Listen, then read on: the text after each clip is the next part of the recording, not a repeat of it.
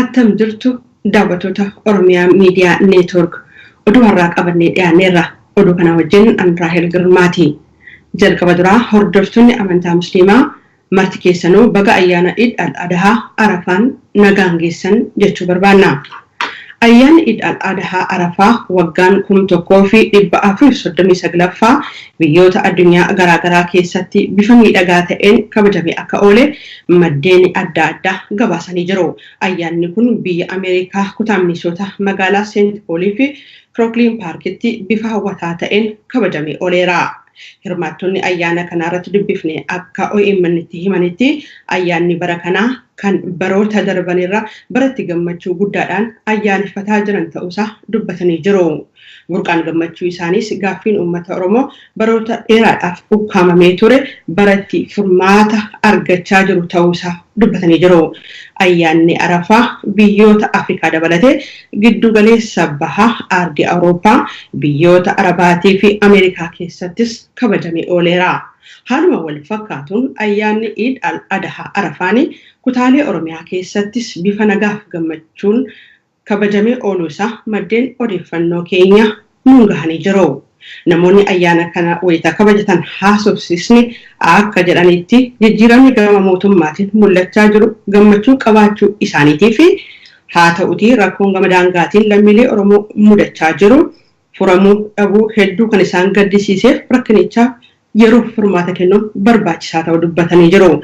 Dabalataanis jaarmiyaaleen siyaasaa Oromoos haal duree tokko malee tokkummaadhaan saba isaaniitiif hojjechuu qabu jechuun waamicha dhiyeessanii jiru. Paartiileen siyaasaa gaaffii uummataa deebisuudhaaf yeroon isaan walta'iinsaan hojjechuu qaban amma jedhani dargaggoonni Finfinnee. Biyya Dimookiraatawaa ijaaruudhaaf gahee isaanii kan ba'an ta'us dubbatanii jiru dargaggooti kun. Yihuun Ingidaa yaada dargaggootaa akkasitti qindeesseera. Rakkoo amma iddoo tokko irratti iddoolee garaagaraa irratti uumamaa jiru kanallee uummanni keenya waliin mari'atee ta'uu rakkoo kana akka hiikuu qaba jedheen itti yaada. Amma waan irraa eegamu gochuudhaaf yaadan qaba. Paartileen siyaasaan keenya hundi isaaniiyyuu wal dhaggeeffatanii kan tokko jedhu tokko dhaggeeffatee walirraa fudhatanii too waan jiru sana waliin hojjechuu qabu. Paartii haga kana baay'ate kana walitti cobsanii walitti qicanii gar tokkotti fidanii yeroon itti uummata keenya dhukkubbiif wallaansoo inni keessa ture keessaa baasanii dandamachiisanii biyya kanatti biyyattii Itoophiyaa jedhamtu kana ijaaruu keessatti uummanni Oromoos gahee isaa akka baatu uummanni biyyattii hunduu gahee isaa akka baatuu fi yeroon isaan itti hojjetan hunduu amma jedheen yaada.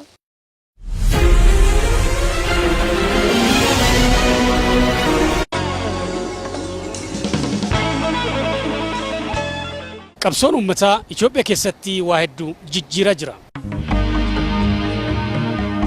Itoophiyaan ammaatii fi ji'oottan dura wal adda.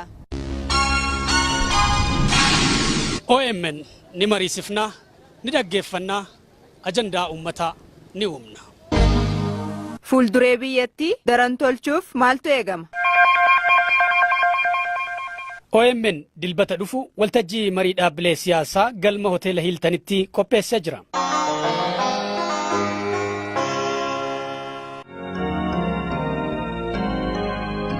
Waltajjii kanas OMN kallattiin tamsaasa.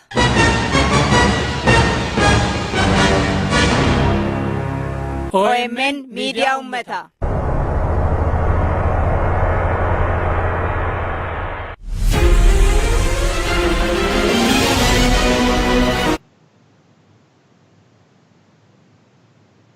Koreen hojii raawwachiiftuu addawaa'ii walgahii isaa idilee haala tokkummaa ilaalchaa mirkaneessuuf humna hooggansaa ijaaruu irratti gaggeessuu itti fufee jira. Walgahii isaa idilee hagayya 14 bara 2010 adeemsisuu kan eegale koreen hojii raawwachiiftuu addawaa'ii murteewwan wayita haaromsa gadi fagoo darbanii fi tarsiimoolee kaa'aman hangam akka raawwataman akkasumas murtee sana booda jijjiirama dhufe gadi fageenyaan qorachaa jira. Koreen hojii raawwachiiftuu addawaa'ii jijjiirama guutummaa biyyattiitti mul'atee cimee akka itti fufuu qabuuf kan isa dandeessisu tokkummaa ilaalchaa dhaaba kana keessatti mirkaneessu akkasumas ammoo humna gaggeessitootaa ijaaruun haala danda'amu irratti mari'achuu itti fufee akka jiru dhaabbatichatti itti gaafatamaan ummataatii fi walitti dhufeenya dhimma alaa obbo Saadaat Nashaa ibsanii jiru. Gabaasa kana kan arganne EBC irraati.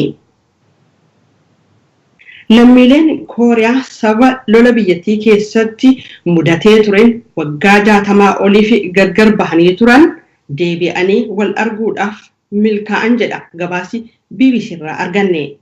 Rakkoon kun lola biyyattii keessatti bara 1950 hanga 53 gaggeeffameen kan uumame wayita ta'u turtii waggaa 60 booddee namoonni carrooban yeroo ammaa qaamaan wal arganii jaalalaaf gammachuu isaanii walii ibsaa jiru jedha gabaasi BBC irraa arganne.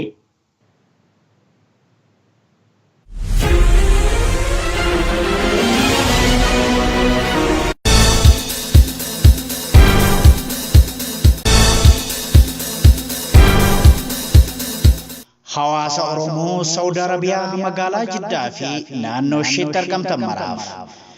Hawaasni Oromoo magaalaa Jiddaa fi Koreen deeggarsa uummataa Oromiyaa Miidiyaa Neetwoork hagayya 24 bara 2018 galgala sa'a 7 irraa eegalee qophii addaa simannaa daayirektarii Oromiyaa Miidiyaa Neetwoork Jawaar Mahammadii fi Tumsa Oromiyaa Miidiyaa Neetwoork qopheessanii kabajaan isin affeeranii jiru.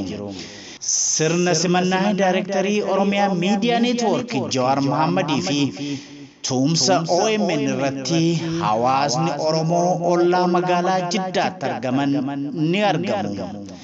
Teessoon kiiloo 2 karaa Makkaa Durii Holiday Inn Jeddah Al Salaam.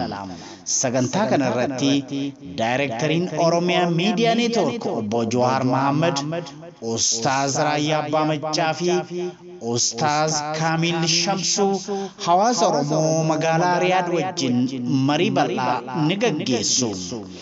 Qabsoo Oromoo keessatti shoora hawaasichi taphateef ni galateeffatu. Sagantaa bashannanaa kanarratti tikkeettiin bitattanii ittiin seentanis qophaa'ee jira. Koottaa dhimma Oromoof Oromiyaa irratti haa mari'annu. Gootota keenyaa tokkummaan haa simannu. Miidiyaa hawaasa bal'aa Oromiyaa Miidiyaa Neetwoork haa deeggarru. Odeeffannoo dabalataatii fi bilbila kanneeniin koree qindeessituu quunnamuus ni dandeessu. Waldaa hawaasa Oromoo fi koree deeggarsa uummataa Oromiyaa Miidiyaa Neetwoork Jeddaa Saudi Arabiyaa.